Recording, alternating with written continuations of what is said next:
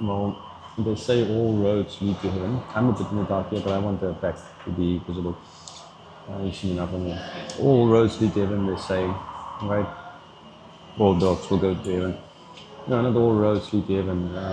In this case, well, on the one side they all lead to the north, and in that side, that is.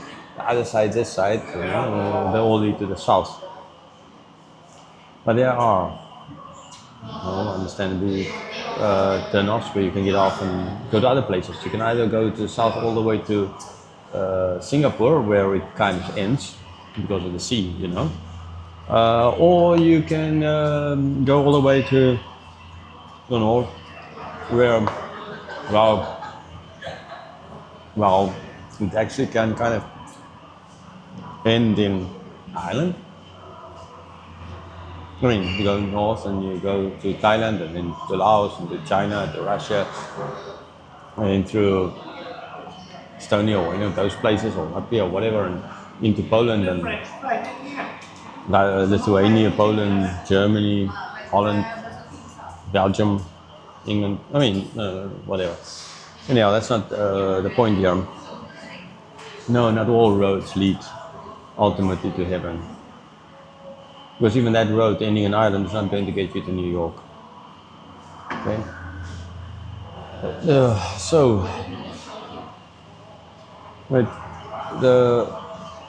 There's only one God,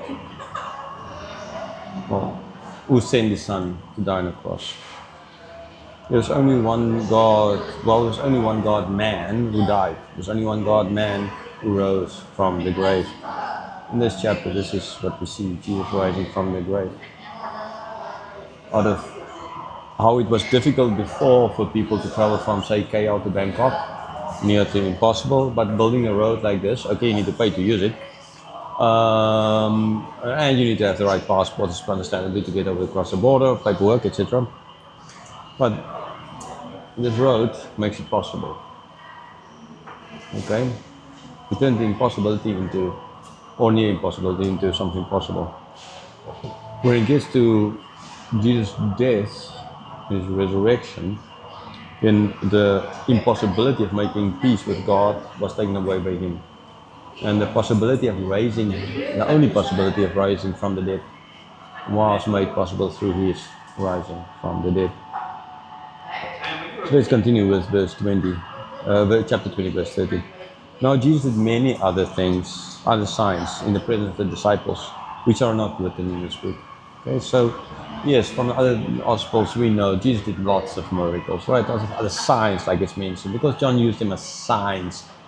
Why signs? Because these guys, these are original readers, the high priest and the Pharisees, those guys, they were always asking for signs. Jesus said, "You're always asking for a sign."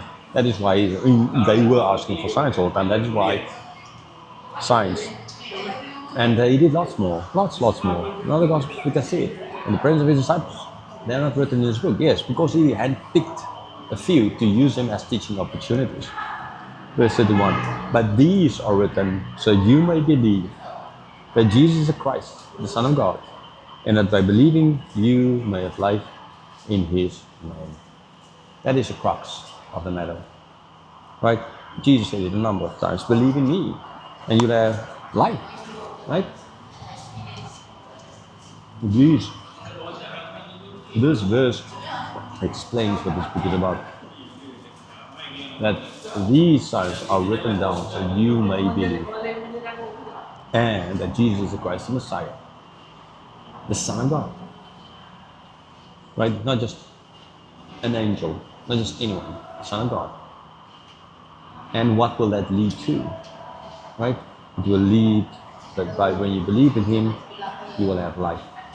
How can you have life? Because He made peace between us and God, and He rose from the dead, making the resurrection for us possible. So being in Him, you will rise on the last day, like He did, after 3 days. When evil was turned, when death was turned into life, through the evil deed of the crucifixion of the Son. Right?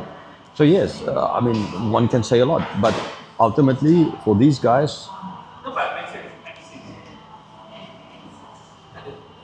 It's not going to be anymore about seeing Jesus because he's leaving. John wrote these things down because Jesus said, I'm leaving. Jesus said, I'm sending you. So now he is doing what Jesus told him to do, writing this down by telling others.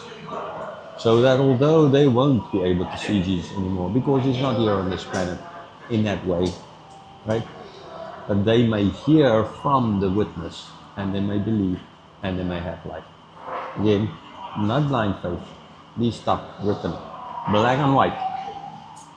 It's written.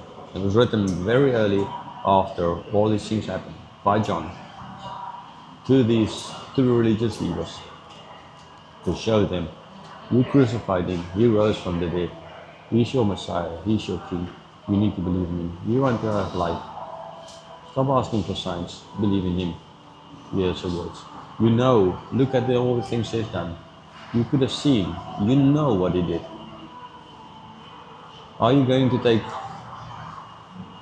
the right road? Or are you going to take the wrong road? Okay, I need to go to the north, so I need to take that side. Right? I don't want to take the other side. I don't want to go back to where I was. I mean, I wouldn't mind go back to KL. Kind of nice place. I actually like Malaysia as a tourist destination most. It's not bad, but nature is very good.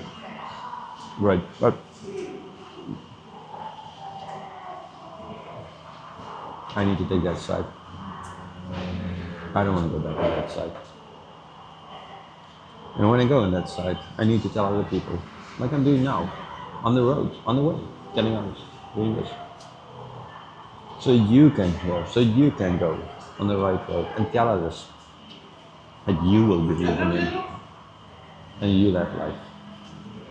But either you will obey him because he sent you, or if you are not one of these that will hear and that you will believe and that you will have life.